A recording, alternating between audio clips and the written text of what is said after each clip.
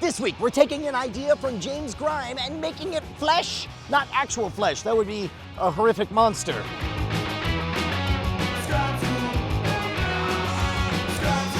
All right, here we go. Toast, toast, toast, toast, toast, toast, toast. All right, guys, we're back at the Rusty Mule, and I have a brand new trick that I have never tried before. Hypothetically, I understand that it's supposed to work, but I do not know it. So we are engaging in an experiment. First of all, of course, all the cards are different. You can see we don't truck with no fake decks. Tell you what, we'll start with you, Ash. Okay.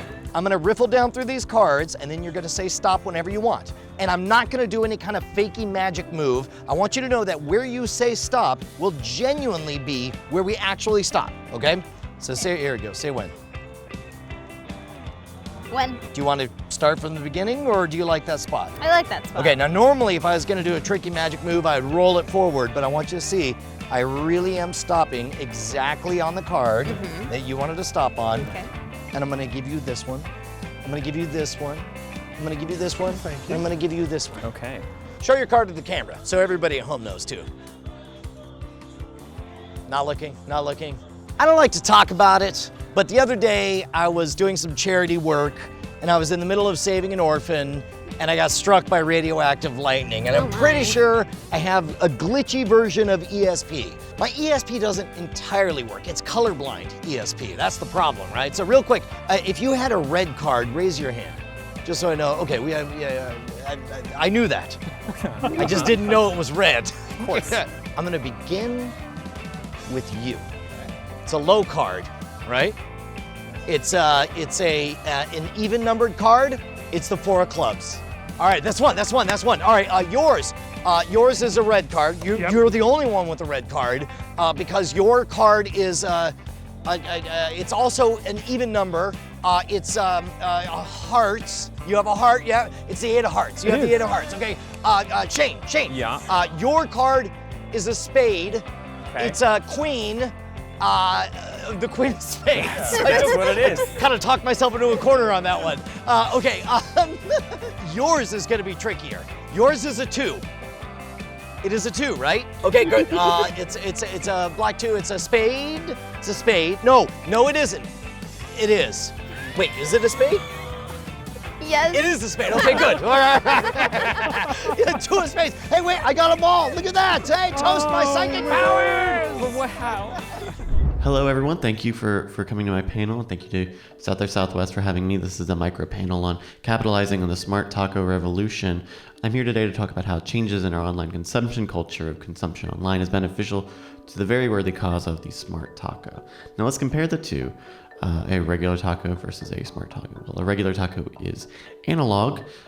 It gets all soggy on my fingertips. It's bad, and it doesn't have an Android app. But with the smart taco, you have voice-enabled functionality, a neural network-powered intelligent AI system. It is a waterproof system, and it has no Android app. It is the taco that we've been waiting for. Now, I do a 2-minute warning already. Micro panel. Yeah, okay. Well, we'll just skip ahead here. It's very evident that smart tacos are the way of the future. Yes, blinking. But let's get to the meat of the matter. How do you capitalize on what really matters? Customer acquisition via mobile-based engagements, interconnected vis-a-vis shredded lettuce matrices, and web-link cross-shares? I mean, the answer is simple. Just get a domain, dummy. Services like domain.com can provide all the fun top-level domains that your CPA, CTA, LFO users want, and the reliability and credibility your CFO, CIO, CEO demands. And if you use my promo code SCAMSchool at checkout, you're going to get 15% of any new domain register. That's my time? That's my time. Okay. Make sure you grab my Taco Show business cards in the back. We'll be happy to talk more about it outside. Thank you. Holy cow, that was so much fun. I honestly did not know if that was actually going to work because I've never seen this trick actually performed. It was a mathematical construct put together by James Grime based on, and here's the hard part where I'm gonna screw it all up, and Shane, because you're a math teacher, you're gonna call me out on it. Probably a De Bruijn sequence? Are you familiar with this? I am not. Oh, I get to teach, I get to school the math guy. I like learning. Okay, so a De Bruijn number sequence is a sequence of number where all numbers appear in all possible configurations without appearing. So in this case, it's a De Bruijn sequence that is 1111, 2222, 1221, 1, 2, 1, 2. So that whole number set is unique at any moment the entire way through in blocks of 4, which means that you can encode a place in that sequence by a specific kind of binary set, basically. This trick does not use any kind of special markings. That would be an easy way to do it. I didn't force a card. That would be an easy way to do it. Instead, I genuinely gave you a truly free choice and was able to figure out all the cards because they were arranged in a cyclical stack of De Bruin sequence based on black and red. Things you should know. Number 1, this is not a complete deck of cards. It's only 48 cards because it's 16 cards in a circle over and over and over again. How many times does, say, the Queen of Spades appear? 3. Okay. All of the cards, Okay. there are 3 copies of each of the cards. Exactly, right? You guys know from Scam School that you can cut the deck as often as you want, and that doesn't actually shuffle it, but it does give the impression of being in random order. The exact order is 4 black cards, 4 red cards, black, red, black, which I think of as that block as inside, and then black, red, which I think of as ends. So basically it's black, red, inside, ends. And if you remember that, then you just have to know which of the cards correspond to each of those individual places, right? So here's what you do. The first block begins with an ace, the second block begins with a 2, the third block with a 3, and the fourth block with a 4. Whenever possible, the suits ascend in what magicians call chased order, clubs, hearts, spades, diamonds. So for example, the first block, Shane, would be, because you know it's all blacks. Ace of clubs. Right. And each value is 4 more than the one before it in the block. You would go ace, 5, 9, king for the first block, right? Okay. Would it go club, spades, or clubs, club, spades, spades? The next one should always be farther forward in the chased order. Second block begins with how much? A 2. Yep. Of diamonds. No, because each block lives totally on its own. Oh, Right. it does. There is no Okay. clubs in the all red block. Okay. Therefore, the first one has to be, 2 of hearts. That's right. Okay. 6 of diamonds. Yep. Then 10 of hearts. yep. Then Ace. thank you. Ace of And diamonds. this is the tricky part, right? Because once you get over the king, You'd once you get have over to- 13, you have to go back to the 1, right? So now the next one is, it's a block that is black, red, black, which I call inside, and it's the third block, so we begin with what? 3 of clubs. Yep. 7 of hearts. Yep. Okay. Then, 11 is a jack yep, of diamonds. correct. 11 plus 4, 15. Wrap it around. 2 of spades now. Now in that, you naturally intuited the right answer because you kind of have to do stuff out of order. It's not exactly CHSD, but instead you think of the blacks in ascending order and the reds in ascending order, which you did naturally. That was fantastic. And then finally we have ends, which starts with, it's the fourth block. Black, red, right? Yep, Okay, correct. so 4 of clubs. Yep. 8 of diamonds. No, the 8 of hearts. Yep, Queen of spades. yep. And then 3 of diamonds? Yes. Okay. You can now determine where in that stack you are based on one bit of information. How many people in which order have a red card. So for example, right now, I just randomly broke it, and so we have a red, black. Think through, red, black. There's only one place in this loop where that occurs. What is it? 2 neighborhoods next to each other. This is the last 3 of the end and the first one of the all beginning, black. right? So now you know exactly where you are just by remembering that simple heuristic of 4 neighborhoods and the overall order is blacks, reds, inside, and ends. Now all you need to know is who has a red card. Do you think you can do it? Oh, God.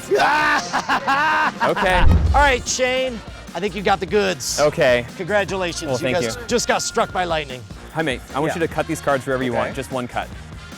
All right. That was like totally fair, right? Of course. Of course it was, right? Yes. Okay. So now what we're gonna do is we've got 4 people here. I'm gonna give each of you 1 card. Yeah. Okay. So that one's for you.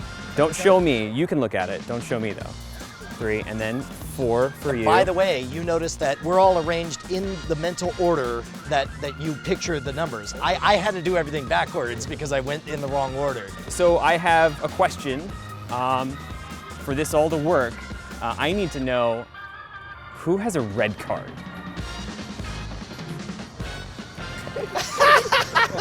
I'm gonna figure out what cards you've got, and it's only gonna take me like 6.5 minutes. Well, you did get struck by I lightning. did, and so things come and go. It's all flashes. Let's see, that would mean, I think that, well, you said you had a black card, right? I do have a black card. So I think that would mean that you have, it's a club, right? Do you have a club? It is club. Okay, and You're freaking me out. It's probably, I'm thinking it's an even number, Yes. and I think it's kind of low, Yes. like less than 5, It is less than 5. and greater than 3. And not prime. That's because you have the 4 of clubs. Okay. What? I know, right? This is crazy. This is crazy. Does he have the gift? Well, you clearly have a red card because you said so. So I'm pretty sure this is also an even number. Yes. Okay, and I'm pretty sure that you really love this card. It's very close to your heart, and I think it's probably the 8 of hearts. Oh my God, this is amazing. This is the best lightning strike that's ever happened. Now, Ash, you said that you don't have a red card, so it's a black card, obviously. And I think it's a spade, right? You are just an evil queen of spades, right? Oh. Which means, and this is the hard part, because I'm bad at counting, believe it or not, you definitely have a diamond, I do. and that would be the ace of diamonds. No, because that's not it. That's not it at all. That would be more than that. I think it's like 2 higher though. Is it the 3 of diamonds? Okay. Oh, that was the best moment of my life. Thank Dude, you. well done, Jake. Dude, let's all toast Dr. James Grime.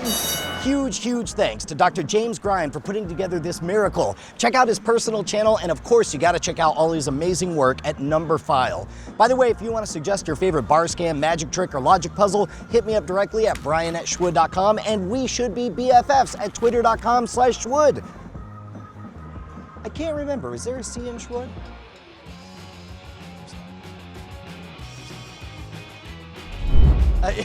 Is that going to be the end of the episode? I can't believe that worked. I'm so excited. I had to do everything backwards because I went in the wrong order. Oh yeah, you did. You're a master. Yeah, no, that was not a lesson about how great I am. Okay. Okay. Okay, so